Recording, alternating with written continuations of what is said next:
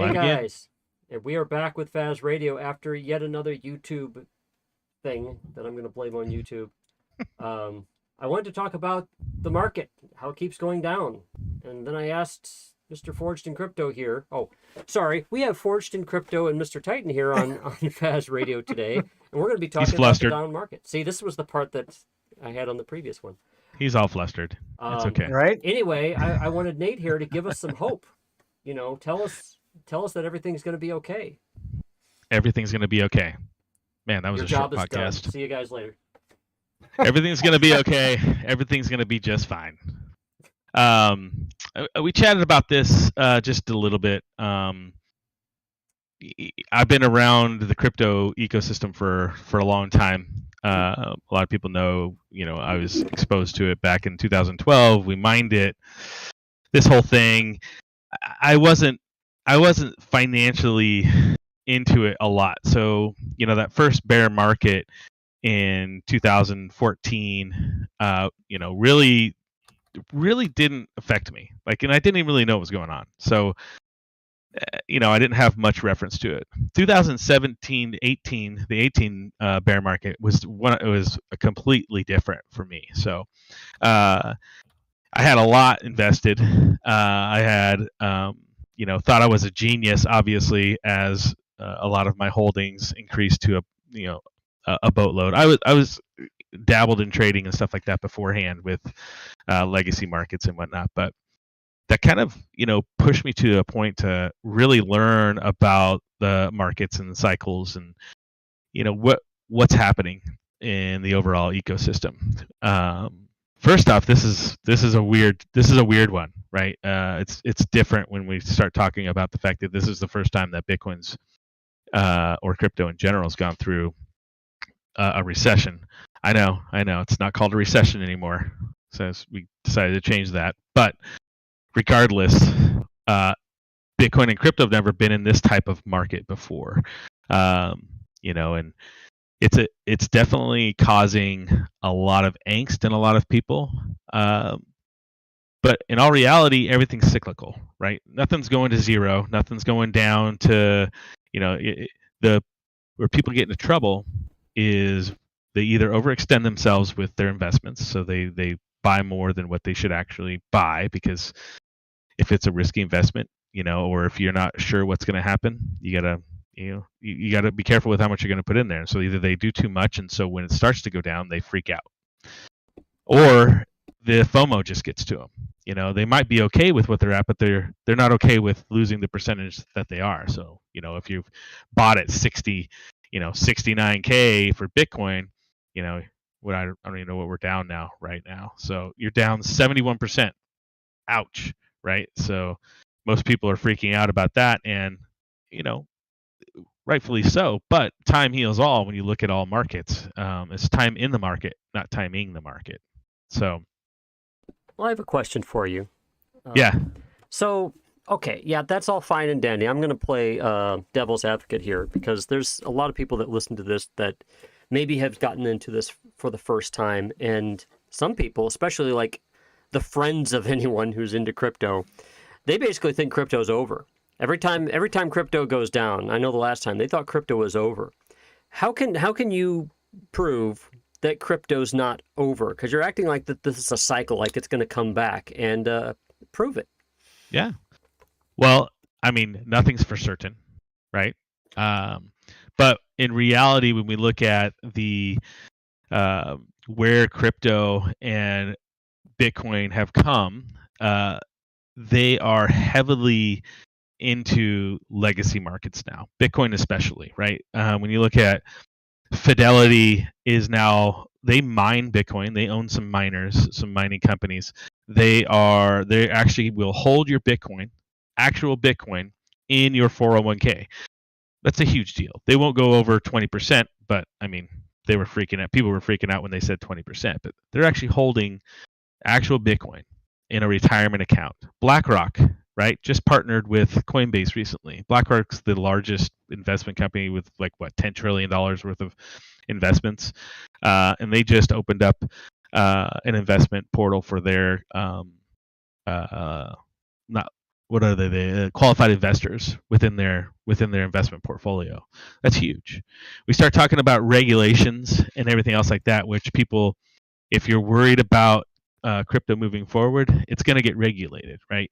You're not going to not regulate crypto, and the regulation, all that means is it's pushing forward within the ecosystem to be a part of it for long term. So I mean, those are just a couple of the few things that show me that we're here for the long term. You know, Bitcoin, especially with the SEC and the FTC, I think they were leaning towards pushing it. I think the Gensler came out and said that Bitcoin and Ethereum are more like commodities rather than securities. The FTC has always been pro crypto for forever. It just seems the SEC somehow gets to overpower the FTC. So now it seems like it's going to push that way at some point in time.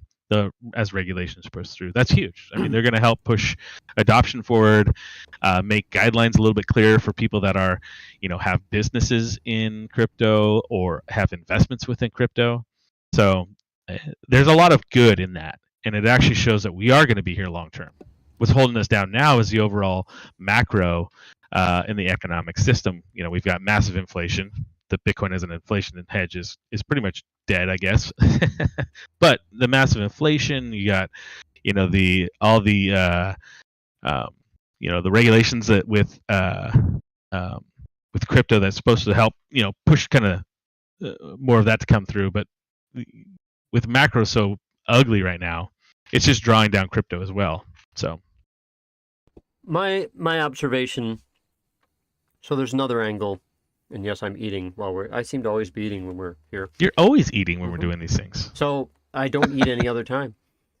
It seems to me that the government, the U.S. government, is going through a lot of adaptation and power grabbing with crypto. They don't know how to handle it. They don't know what they're doing. And I would say whatever administration, Trump, Biden, whatever, they're each one of them has alternately said that crypto is bad and crypto is good. And now they're starting to want to take sides by saying, oh, well, ecological stuff. And, but what I see going on is I see different agencies fighting over who's going to be in charge. And I think the SEC has made it plainly clear that they want to be in charge of crypto. But unfortunately, crypto doesn't all fit in one mold. You can't paint all crypto with a broad brush. Some are commodities, some are currencies, some are obviously property, and then NFTs. I mean, that's not even the same thing, but the NFTs I see to be titles of things, like titles to in-game land, titles to art. Yes, it's a title for art. It's not the actual art. It points to art, so it's a title. And, there's title law out there that will need to associate with and stuff. I have a hard time thinking that the SEC, well, I think the SEC still wants a part of it, no matter what it is, what crypto is. They're going to say, well, there's a part of it that we have to be responsible for, which is honestly is just going to be a fucking mess. What they really need to do is just make crypto its own specific asset type, like bonds, real estate, whatever, and just be done with it. And then they can have its own regulation that's just for crypto. So apparently today, though, at a speech, Gensler supported taking what he called non-security tokens and granting the CFTC the power to regulate those. And he specifically mentioned Bitcoin, but no ETH. He's come out and said a little bit about the ETH before, but lately he's been avoiding that. I'm not sure if maybe he got a few pointers from people in the room for the POS transition. I know the White House just came out with a statement that while they don't support, they're okay with POS, but they want to reduce the POW any way that they can. Now, that's going to be huge, I think, and it could be some quiet signaling even that if you're on a POW network, you're probably going to end up under the CFTC. And if you're not, you'll probably end up under securities. You might want to tell people what POS and POW mean. Proof of stake and proof of work. Acronyms. That's interesting with that because one of the reasons when you look at the proof of work side is it still has to be evenly distributed. Just because it's proof of work doesn't mean that it's an evenly distributed, for the token, right? And I think that's a big indicator for the SEC, making these securities. So there's some protocols out there that may be proof of work, but still heavily in the hands of people that are own the majority of the mining power, or started it out with the majority of the mining power. It's an interesting guideline. I really am excited to see where it goes. Not sure how much I really trust my government to make the right decision, but I'd rather have them make a decision so we can at least figure out what we can do from there. I think that's my biggest problem. Well, I agree. And I think okay. So I have a lot of thoughts on this regulation part. And I also think that being on the POS side, especially with ETH going with this proof of stake, it points to somebody that Gensler can go after, right? He's getting his ass handed to him with XRP. He probably picked the wrong one to start with. So I would say the vast majority, if not 98%, of the Ethereum type, or what will be proof of stake networks, will have a company or a person that they can point to and say, you are in charge of this. So I think it kind of narrows that focus down. It gives him someone to go after. Whereas the proof of work side, there's nobody really there, right? Your miners don't validate transactions. It's the nodes that do that. And it's very difficult to go after the programmers, and they've grabbed a few here and there, but a lot of them work through the foundations and things like that, where it's still hard to pin a charge or a accusation on when they're trying to do that. Yeah, I can see that. I think the interesting part is going to be the transition. So right now, would ETH be considered under the CFTC and then move to the SEC just because they moved to proof of stake? I mean, in theory, it doesn't make any sense to me whatsoever on what they're trying to do, but not many times that what they do does. So that's where that speculation is coming from, because the last couple of talks that he's given, he's mentioned, I guess, Bitcoin by name, but he stopped talking about ETH. And so the speculation is running crazy, of course. There's a reason why. Who knows? What's that, Faz? There's a reason why, obviously. You're quiet, man. You can't hear me? How about now? You're quiet. Really? How about I can now? hear you. Maybe because you hear me through a different microphone than I speak into. You sound great now. Yeah. Yeah.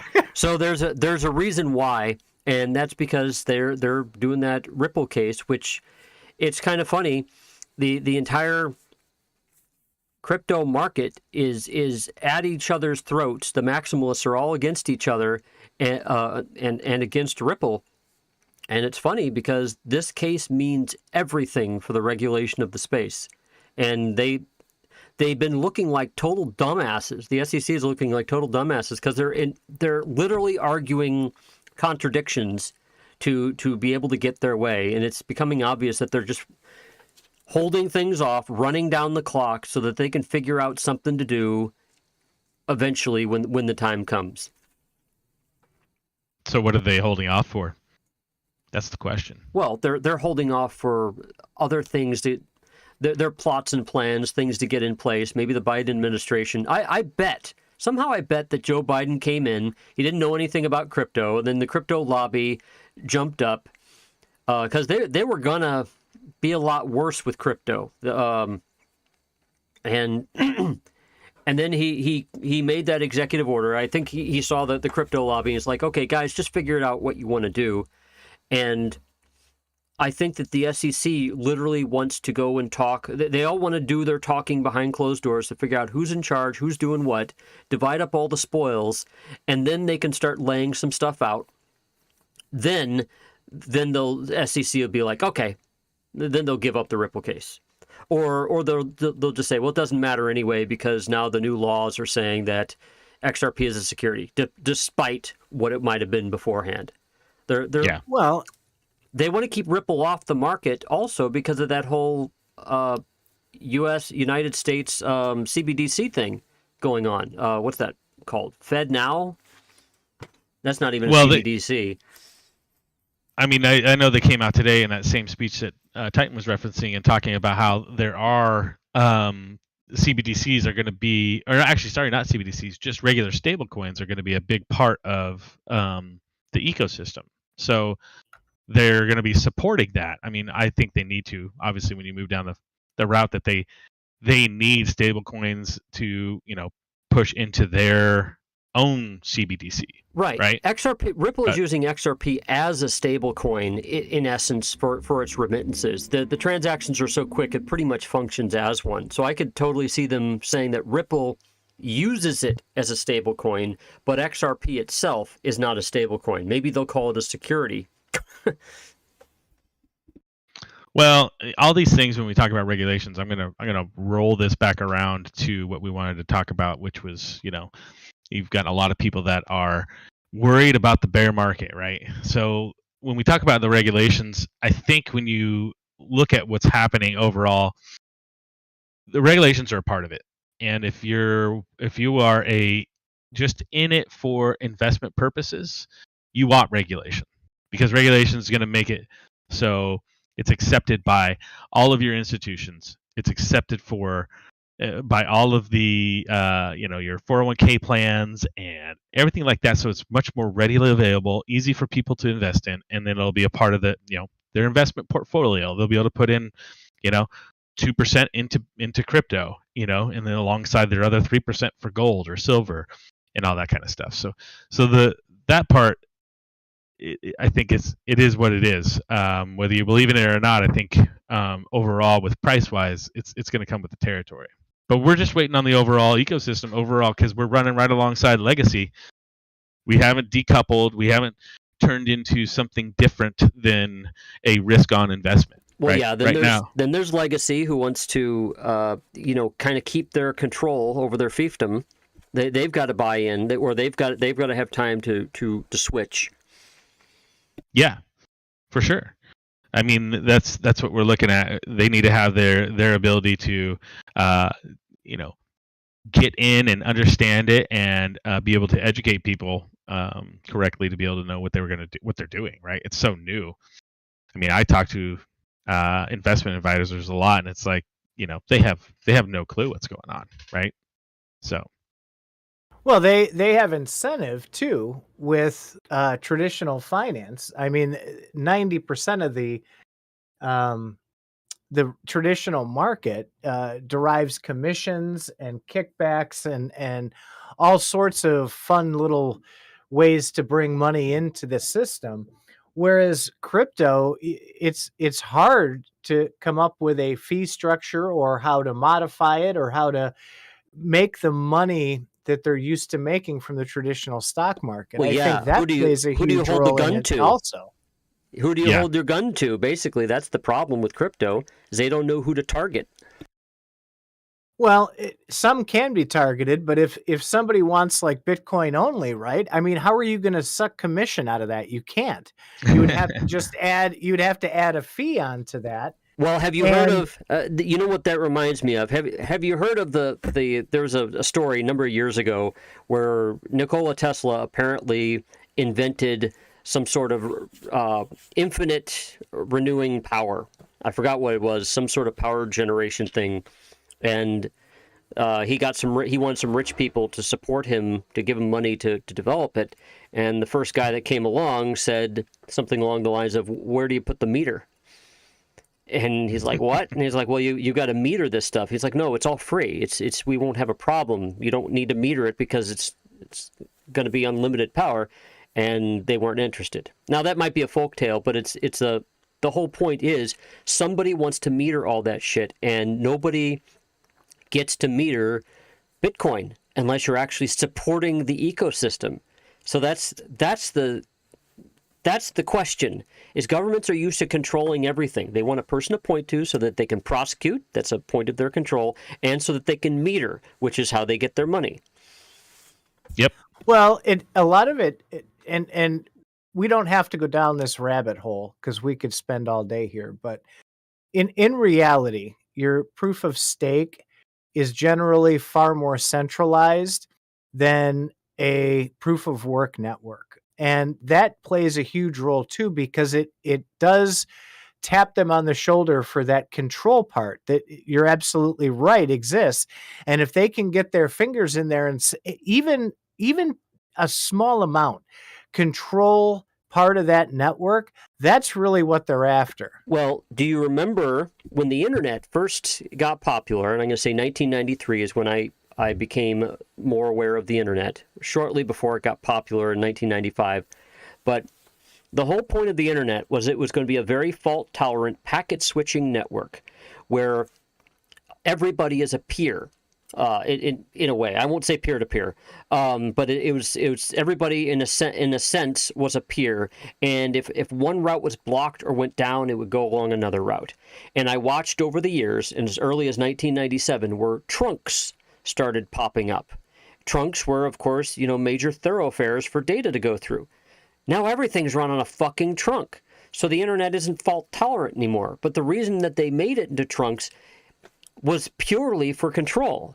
It was. I remember when the internet first became a thing. It was people won't be able to control this. You'll always be able to just run an internet server yourself. And I'm hearing the same thing with crypto. Guess what? Those trunks are coming, and those trunks will be focused per company or country. If you run your data through our trunk, this is United States regulation. If you run your data through Czechoslovakia's trunk, which isn't going to be very big, then that's their regulation. And so the U.S. will come out on top unless the crypto pushes back as much as I think they will. Well, crypto themselves, it's, the idea that they can't push back. I think crypto and Bitcoin, essentially, the way it's made, you can't regulate. You can regulate all you want where it comes into the banks and the institutions and that kind of stuff. But the reality of Bitcoin is I can take it wherever I want. I mean, that's where the beauty of Bitcoin is. You can try, however, if they start using the sanctions process if they sanction your ability to run your own XRP validator, for example. They say that only certain people must be licensed to run this validator. If you run an unlicensed validator, they will find you and shut you down or block you. It is possible to find these validators or these nodes. You can take them and IP block them. So there are things that I've watched the entire world reconfigure itself around organizing the internet, something that I didn't think was even possible. And if it takes them 50 fucking years, they will lock down every nook and cranny so that they can get what they want. The question is, how are they incentivized to not do that? That's one of the things we talked about in Nerd Node is why we want to create the decentralized network, right? An actual hardware network, decentralized, millions of units across the world, that is at a point in time, I don't know how much I should say, that we want to basically give it over to that network. That network runs itself, and have it run that way. I mean, at that point in time, if you have a decentralized hardware network as well, I mean, how are they always going to find that validator? How are they going to find that and regulate it out? I don't know. There's a lot of technical ways that you could do that. I mean, that would it could be pretty easy. I mean, if just the act of blocking the IP address is If you have a IP address that's constantly changing, then you can go to the DNS registrar and you can block anyone using a specific domain name. I mean, there's more ways than that, but there's a lot of technical ways to do it if the world wants to spend its time over regulating crypto. Remember, crypto is money, and money has been isolated to the money is who's in charge of money in this world is generally nations, and nations give large corporations the rights and the abilities to do things, of course, and then everybody lobbies for the privilege of doing things. So my question is, how, and this is a generic, just a rhetorical question, how are we going to make it so that the federal government will be completely fine with us doing it this way? You could say that a new coin would come out each time. That was my argument back in 2017. Well, if they regulate Bitcoin, another one will just come out, and then all the value you will move to that one. Well, it may have to use another protocol, but besides HTTP, or a different protocol that they can't find or they can't interface with. If you can run a node, you can hack a node. I mean, you all the stuff is open source. You can come up with nodes that would slow down the system. Yeah. I think we're getting off track again, but I'm being too much of a Debbie Downer here. Well, I mean, you're just talking about the regulation side again. I don't think that the regulation is going to be a bad thing if you're just worried about overall price, right? I think that ultimately the regulation is going to bring clarity to what's the U.S. or any other nation is really trying to say that crypto is, and will allow for it to move forward and not be so scary and unknown. And once the scary and unknown goes away, then it's easier for it to become mainstream. I think the feds want the money. They certainly want to encourage it, but what's going to happen, in my opinion, is they're going to come up with a Fed-approved way of doing things the way they want, and then they're going to be clear about that, and then that's where all the money is going to be had. And so it's if you're in it to make money, you're fine. But if you're in it for crypto to live up to its decentralized promise, I feel like it's going to be a death by 1,000 paper cuts, or maybe even a couple sledgehammers in there. Highly possible, man. Highly possible. So I have another area which you can actually help the Debbie Downer stuff go away here. What about NFTs? I keep hearing from all the muggles out there that NFTs are dead. They're gone. And they had their day, now they're going away. Can you help explain some of that? Oh, I mean, I think people are looking at the fact that we had the PFP projects, right? That were just like, here's my spin-off of whatever design you want, and they throw it out there. They put, 10,000 PFPs, and everybody's like, oh, neat. This is the next Bored Ape Yacht Club. This is the next Suzuki. And, we had thousands of them get spun off, right? And I think when we look at what that is, I think that's going to die. That part's going to die. NFT is it's a big word. It's only 3 letters, but it's a big word when you think about what it can actually do and the power it can have with a lot of different things. I mean, I think the NFTs and blockchain itself within the real estate side in 10 to 15 years, it's going to make it look completely different than what we see now. Just intellectual property, like with when you start talking about you talk about Nikola Tesla and all of his inventions that